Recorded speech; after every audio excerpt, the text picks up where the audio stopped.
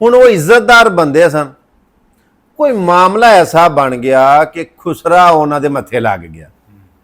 ਚਲੋ ਅਸੀਂ ਖੁਸਰਾ ਨਹੀਂ ਆਂਦੇ, ਖਵਾਜਾ ਸਰਾ ਤਮੀਜ਼ ਕਰਨੀ ਚਾਹੀਦੀ ਹੈ ਵੀ ਮਖਲੂਕ ਹੈ ਰੱਬ ਦੀ। ਲੜਾਈ ਹੋ ਪਈ, ਅੱਡਾ ਸੀ, ਰਾਹ ਵਗਦਾ ਸੀ, ਉਸ ਅੱਡੇ ਦੇ ਵਿੱਚ ਉਸ ਖਵਾਜਾ ਸਰਾ ਨੇ ਉਹਨਾਂ ਨੂੰ, ਜਿਨ੍ਹਾਂ ਬੰਦਿਆਂ ਨਾਲ ਲੜਾਈ, ਉਹਨੇ ਆਖਿਆ ਉਦੋਂ ਤੁਹਾਡੀਆਂ ਗੈਰਤਾਂ ਕਿੱਥੇ ਗਈਆਂ ਜਦੋਂ ਤੁਹਾਡੀ ਭੈਣ ਨਿਕਲ ਗਈ, ਉਹ ਤੁਹਾਡੀਆਂ ਉਦੋਂ ਗੈਰਤਾਂ ਕਿੱਥੇ ਗਈ। ਮਤਲਬ ਉਹਨੇ ਨਾ, ਜਿਹੜਾ ਉਹਨਾਂ ਦੀ ਇੱਕ ਤਰੀਕਾਕਾਰ ਹੁੰਦਾ, ਉਹਨੇ ਉਹ ਵੀ ਗੱਲਾਂ ਕੀਤੀਆਂ ਜਿਹੜੀਆਂ ਮੈਂ ਵੀਡੀਓ 'ਚ ਨਹੀਂ ਦੱਸ ਸਕਦਾ। ਬੜਾ ਬਲੰਗ ਬੋਲਿਆ।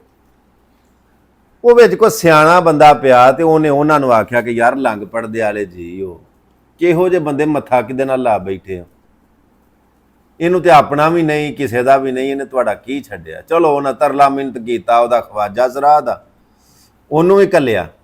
ਬਾਅਦ ਦੇ ਵਿੱਚ ਜਿਨ੍ਹਾਂ ਲੋਕਾਂ ਵੇਖਿਆ ਸੀ ਨਾ, ਉਹਨਾਂ ਨੂੰ ਪੁੱਛਿਆ ਵੀ ਤੁਹਾਡੀ ਕੋਈ ਭੈਣ ਨਿਕਲੀ ਵੀ ਹੈ ਭਲਾ? ਉਹਨਾਂ ਕਿਹਾ ਅੱਲਾ ਦੀ ਕਸਮ ਹੈ, ਆਪਣੀ ਹੱਥੀਂ ਡੋਲੀ ਪਾਈਆਂ ਨੇ, ਆਪਣੀ ਹੱਥੀਂ ਰੁਖਸਤ ਕੀਤੀਆਂ ਨੇ, ਉਹਨਾਂ ਦੇ ਘਰਾਂ 'ਚ ਕੱਲੀਆਂ ਨੇ, ਐਸੀ ਵੈਸੀ ਕੋਈ ਗੱਲ ਨਹੀਂ, ਸਾਡੀ ਭੈਣ ਨਹੀਂ ਨਿਕਲੀ। ਉਹਨਾਂ ਕਿਹਾ ਅੱਗੇ ਨਹੀਂ ਵੀ ਸਰ ਨਿਕਲੀ, ਉਹਨੇ ਅੱਜ ਕੱਢ ਛੜੀ ਜੇ, ਨਿਕਲ ਗਈ ਅੱਜ ਤੁਹਾਡੀ ਭੈਣ ਨਿਕਲ ਗਈ।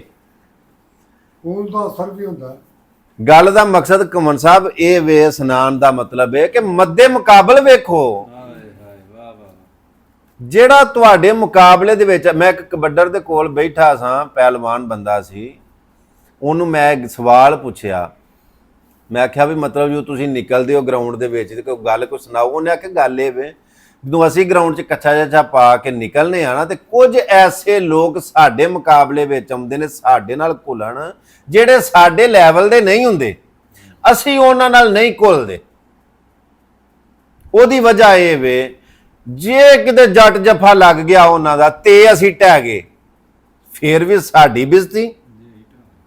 ਜੇ ਅਸਾਂ ਉਹਨਾਂ ਨੂੰ ਢਾਹ ਛੜਿਆ ਜਿਹੜੇ ਸਾਡੇ ਮਿਆਰ ਦੇ ਹੀ ਨਹੀਂ, ਲੈਵਲ ਦੇ ਹੀ ਨਹੀਂ, ਫੇਰ ਵੀ ਸਾਡੀ ਬੇਇੱਜ਼ਤੀ। ਕੋਈ ਆਖੇਗਾ ਢਾਇਆ ਹੀ ਤੇ ਕਿਹਨੂੰ ਢਾਇਆ ਹੀ, ਤੇ ਜੇ ਢਹਿ ਗਏ ਤੇ ਆਖਣਗੇ ਢੱਠਾ, ਤੇ ਕਿਹਦੇ ਕੋਲੋਂ ਢੱਠਾ। अल्फाज के पर्दों में मैं जिनसे मुखातब हूं, वो जान गए होंगे क्यों नाम लिया जाए।